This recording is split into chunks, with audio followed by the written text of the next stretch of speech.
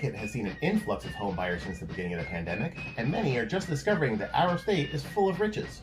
Breweries and wineries, antique trails and flea markets, world-class museums, and of course, our world-famous pizza. In summer 2021 and beyond, Connecticut is going to need to flex its strengths to help make up for 2020 and lay the foundation for growth in the future. Dean Castonguay, the tourism director for the state, joins us today to talk about getting people to say yes to Connecticut. We'd like to thank our premier sponsor, Digital Back Office, Palo Alto Networks. Check them out at digitalbackoffice.com or paloaltonetworks.com. The Municipal Voice is a Connecticut Conference of Municipalities podcast in collaboration with WNHH LP 103.5 FM. I'm your host, Matt Ford. As always, be sure to give us a like and let us know what you're thinking in the comments. CCM's Municipal Voice podcast continues to present a key forum on important state-local issues. The views expressed do not necessarily reflect the consensus views of CCM or member municipal leaders. Dean, thanks for being here today. Thank you so much, Matt. Nice to meet you. So this is kind of an exciting episode for us. We are officially now into summer here in Connecticut. Yes, we are. And we get to talk about what makes our home state so great. But we also have some strong competition in New England from states like Massachusetts. They've got Cape Cod. Maine is, vacation land. But recently in Connecticut, we started a campaign called Say Yes to Connecticut. So can you tell me a little bit about Say Yes to Connecticut? Kind of what's the elevator pitch for Connecticut? Okay, absolutely. I am so excited to be here today. For those that don't know, I am the Interim Tourism Director here with DECD. But a little bit of background, I've been with DECD for 10 years, supporting marketing and branding. So very close to everything that has been going on. And certainly coming out of a pandemic and gearing up for summer was really a great opportunity to make sure that Connecticut is at the forefront and that our residents and visitors really understand what makes us so special, in that everything is so close to each other. It's our proximity message that really provides ample opportunity for everybody to travel less and enjoy more.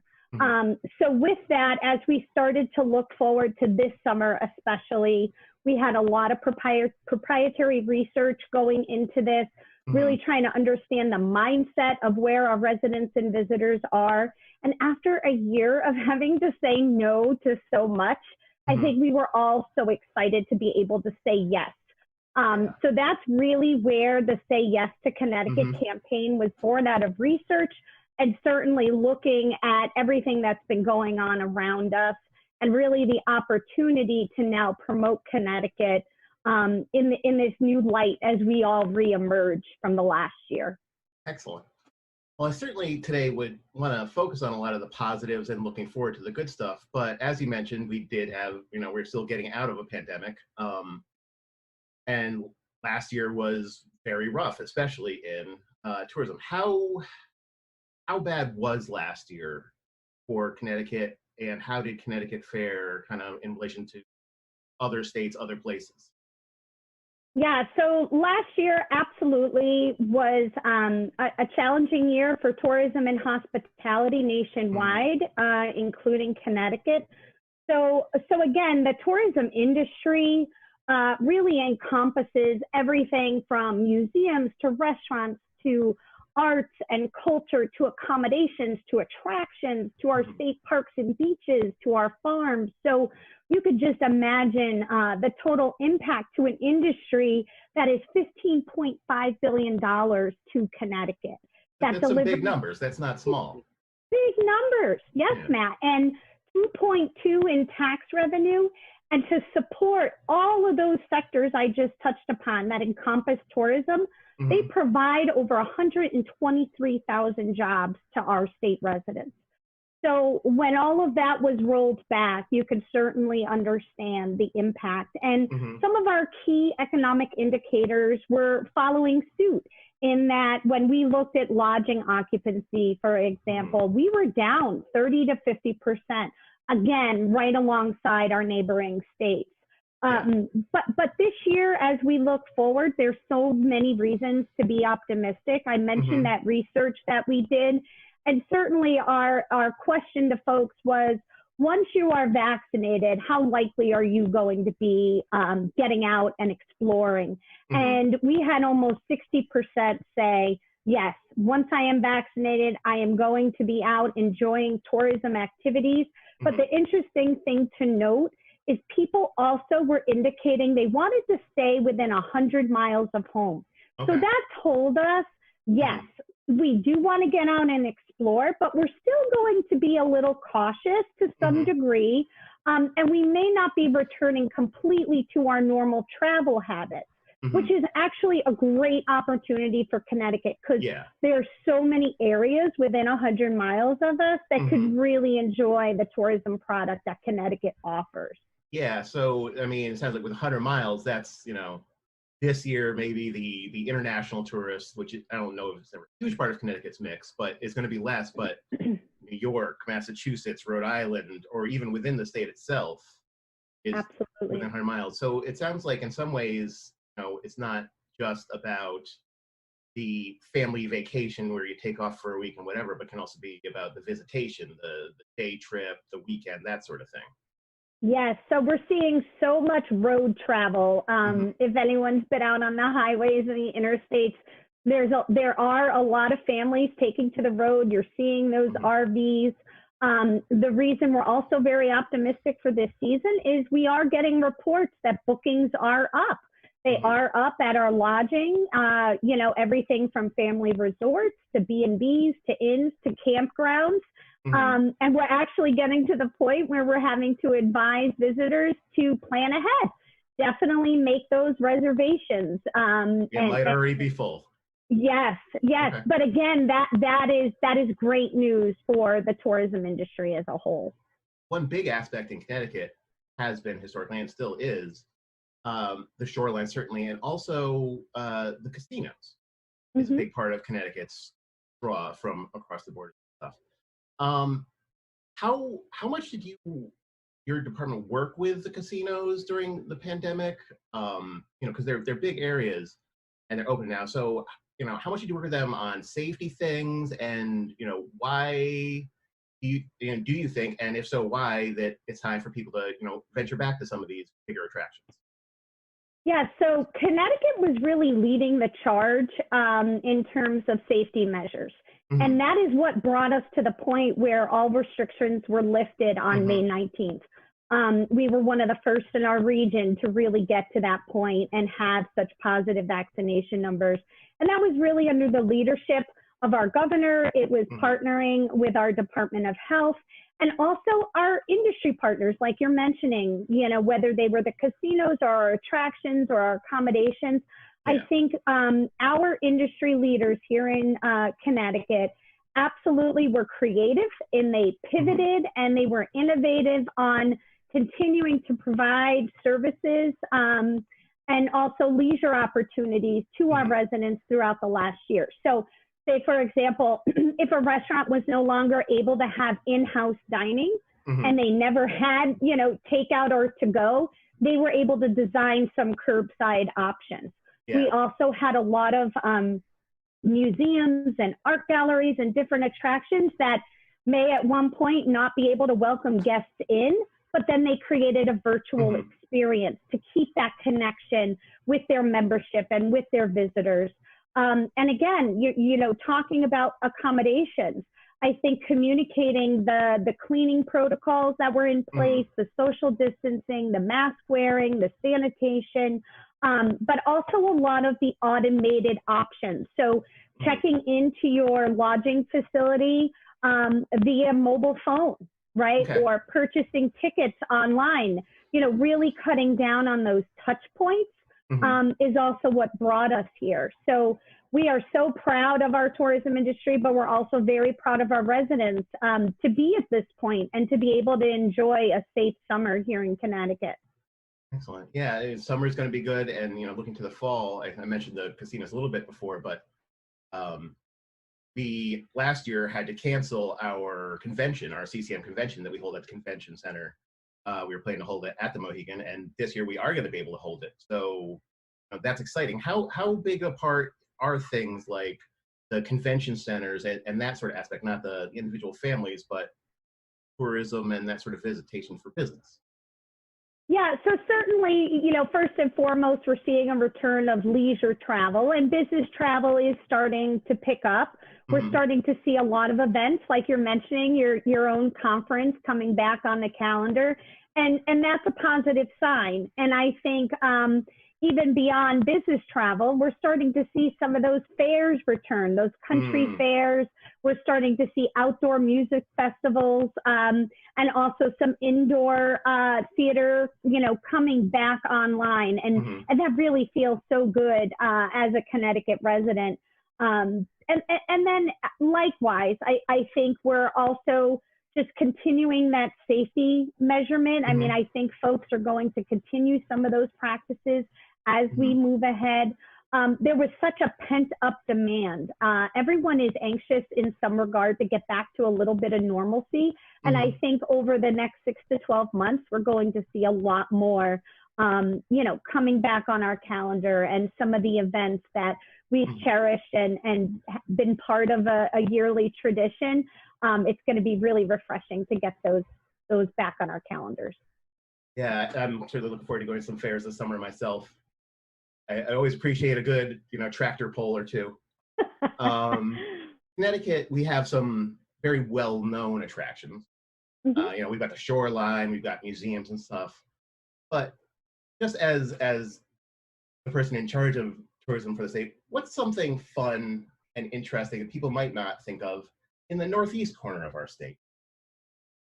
Well, in the northeast corner, certainly what Connecticut is known for is our small towns. People, when they go on ctvisit.com, one of the top searches is small town, believe it or not. So Pomfret has a wonderful downtown area that offers yes, it is. And it's just such a nice, relaxing area to walk around, visit a local eatery, go to a local inn or bed and breakfast, spend the night. There's ample opportunity to go hiking and biking.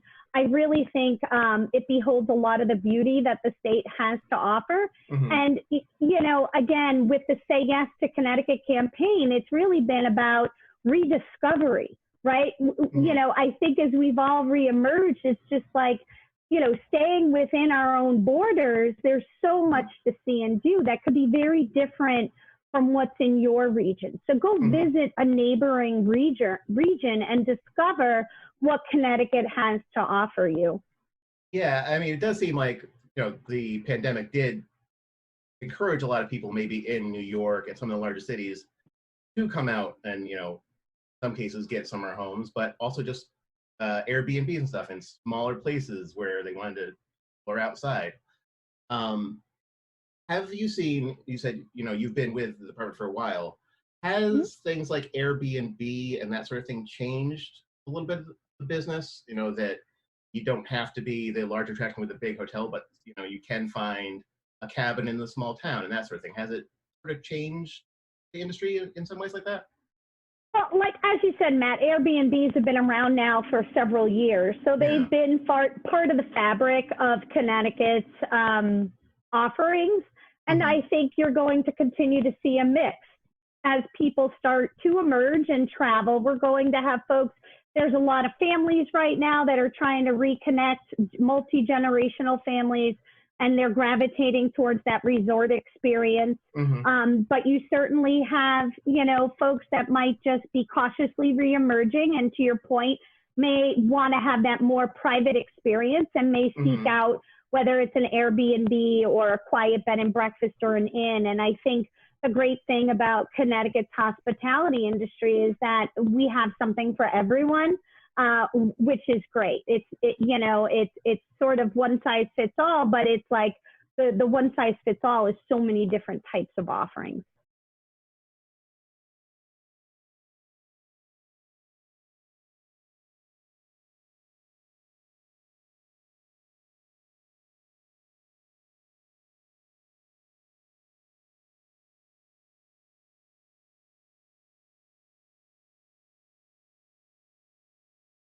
If we've learned anything in recent years, it's that, you can't always plan for everything. So how do you stay flexible? So So I think this last year taught all of us just how flexible we are. Yeah. I use that word pivot, which I know so many of us have had to do in the last year. And I think it's being able to always look at your marketing plan and your media plan and figuring out how to make those adjustments. But it's also coming up with creative and unique programs. So part of Connecticut, again, as we were reopening and restrictions were getting lifted, the Connecticut Office of Tourism, along with the Office of the Governor, along with the Connecticut Restaurant Association, we kicked off a unique program called Connecticut Drinks on Us.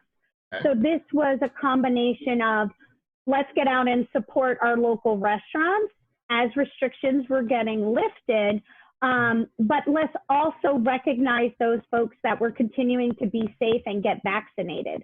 So this year, there's a lot of unique marketing messaging going on. In addition, there's another program, Connecticut Summer Fun on Us.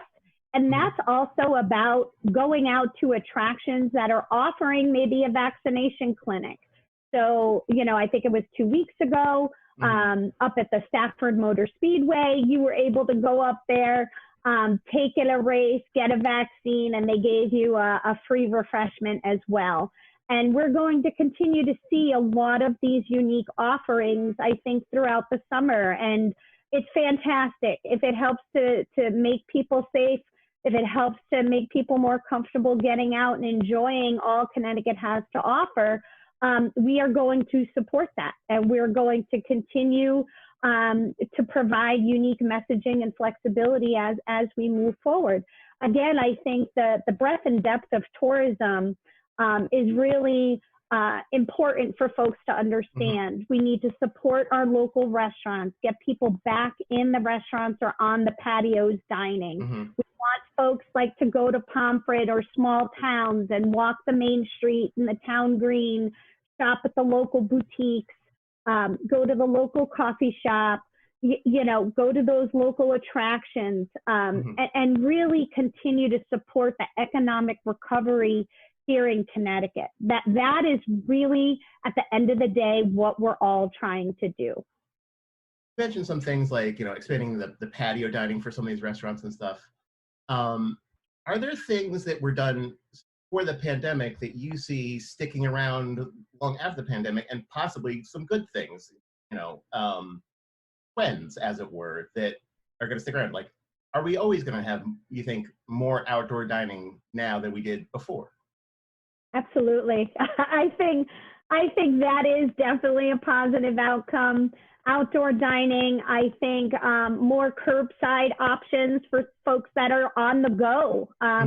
They will continue to be offered, I'm sure. I think also, though, a lot of those automated ticketing processes I talked about early on, I think the last year taught us all not only how to Zoom, but how to maybe offer our product or services online, to streamline reservations, to streamline those in-person ticket window lines as well.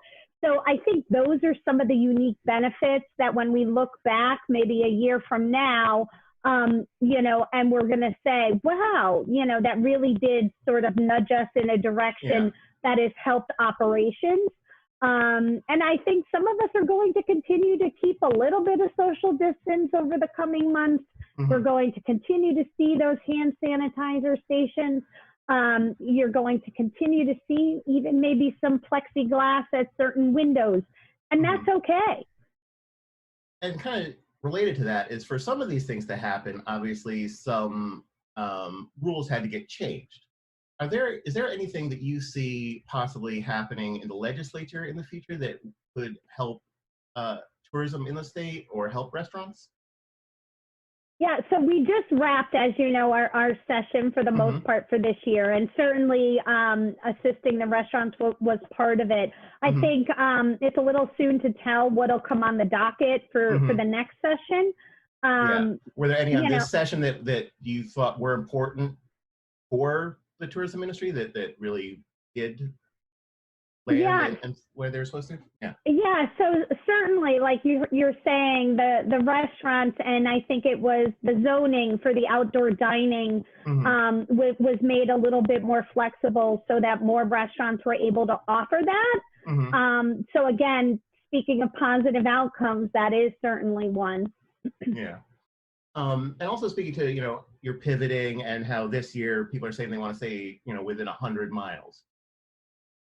Do you anticipate that changing, for the following summer? And how far out do you plan some of these efforts? Do you, 2 years from now, do you think, you're going to be pushing international visitors or something? Like, how does that all work?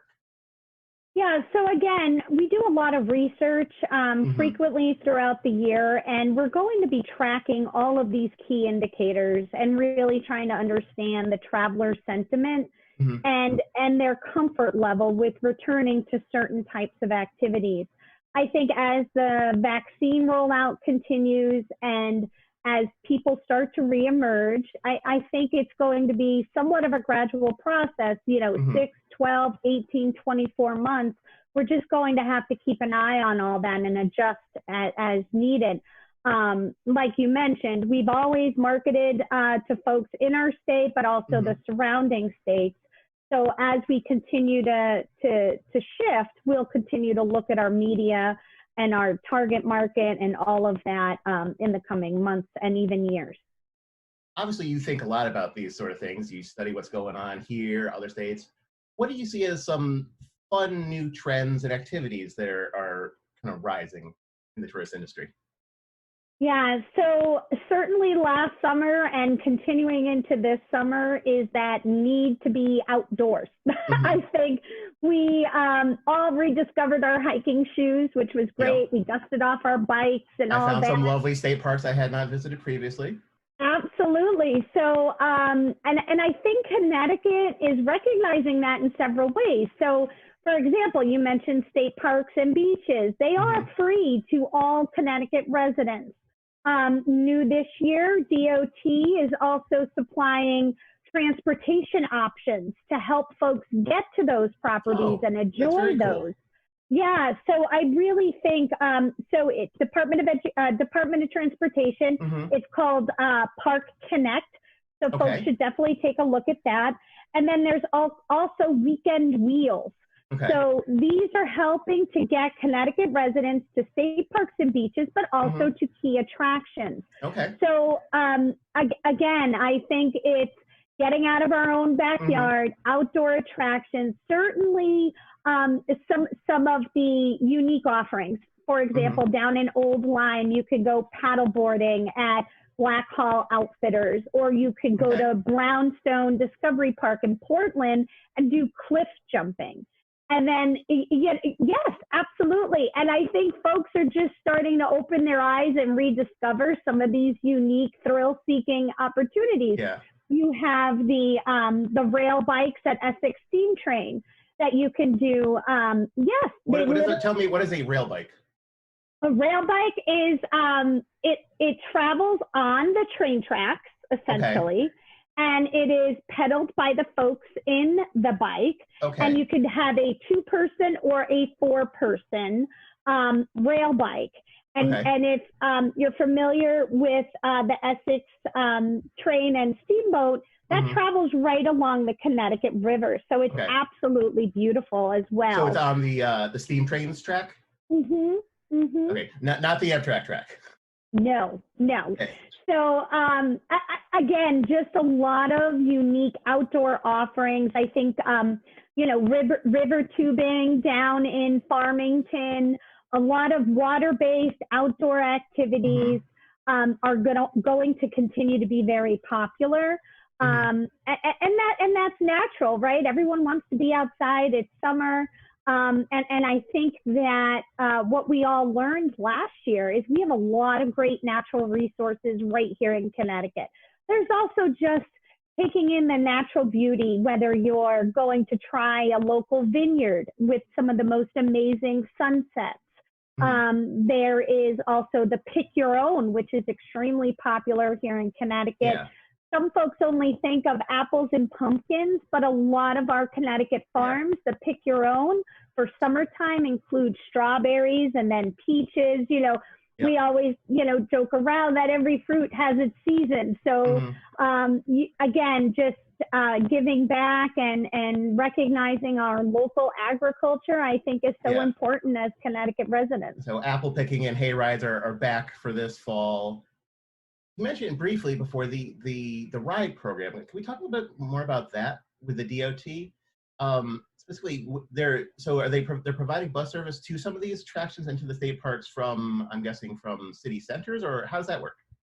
Yeah, so I would highly recommend everyone to visit the CT Transit website. I don't have all the here. I don't have all the information, unfortunately, at my fingertips. But there is the Park Connect program, and then there is the Weekend Wheels. So those are the two transportation offerings, which again is for our Connecticut residents and really making it hopefully easier for them to get out and enjoy all there is to see and do here in Connecticut this summer. Yeah, access is always important. I know one thing we talk about a lot when we talk to local leaders about development in their towns is they talk about transit-oriented development. Does transit-oriented development kind of play into some of your stuff? You know, having the attraction near the train station with the good walkable cityscape to it. Is that something you pay attention to and market towards?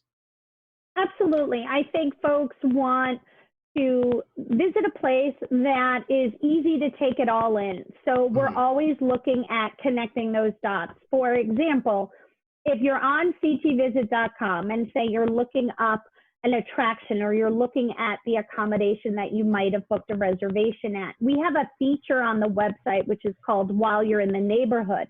And it does exactly that, Matt. It's going to tell you what is the restaurant that is near you, what is the additional attraction or art museum or trail if you're interested in antiques, you know, what could you find on the antiques trail or the beer trail or the pizza trail? We have so many trails. So really trying to make sure you're enjoying everything there is to do in the area in which you're visiting. But the other important thing, again, about Connecticut is this proximity. So you could essentially have an accommodation down on the shoreline, but in a short drive, go on an amazing hike over at Sleeping Giant, for example, State Park. So really cross-promoting everything there is in Connecticut, but also providing the ease of doing so. And ctvisit.com has really proven to be a great resource because it helps our visitors and our residents understand all there is to see and do, but also maybe some travel deals that are available or events like we were talking about. If you know you're coming into an area or visiting an area at a certain point in time, you may want to take in a local, you know, music on the green, for example, or something like that. So again, it's just planning and taking a look around once you get there. The other important thing for Connecticut this summer is our welcome centers have reopened. So we have 5 welcome centers here in Connecticut, and those are all reopened with staff. So we have folks in those centers able to help visitors with any questions that they may have on the go. Those 5, is that 95, 84, 91? Like how are those distributed? Yeah, so it's in North Stonington, West Willington, Westbrook, Danbury, and Darien. Okay, so kind of near those border areas where people are coming in. Yes. That's wonderful. You mentioned some of the trails, and specifically the pizza trail. So I am going to put you on the spot now. Oh. What's your favorite pizza place, and what's your favorite topping? Okay, this may be a little boring. This will be controversial. I know, it's so hard. It's so hard. You know, I would have to say it's a toss-up for me, maybe with Sally's and Pepe's down in New Haven. But I'm a little bit basic when it comes to my topping. I just like a classic cheese pizza, and maybe with a little pepperoni or peppers, but nothing too exotic. Nothing too exotic. So Sally's or Pepe's for something with a little bit of moots, as we like to say down here. Yeah. Well, Christine, thank you so much for speaking with us today. And I kind of want to go out and explore Connecticut now. Absolutely. We hope you do. We hope everybody in Connecticut says, say yes to Connecticut, get out and enjoy and have some fun and really, take advantage of all there is to see and do here in Connecticut and help reinvigorate our local economy and just really have fun. We'd like to thank our guest, Christine Castonguay. I'd like to thank our premier sponsors, Digital Back Office, Palo Alto Networks. You can check out at digitalbackoffice.com and paloaltonetworks.com. The Municipal Voice is a co-production by CCM and WNHH 103.5 FM. Evan Maloney is our executive producer, Christopher Gilson is our producer, Harry Draws is on the boards, and I'm Matt Ford, your host. Be sure to check out our Facebook page and give us a like, and watch out for a CCM chat series on our YouTube page.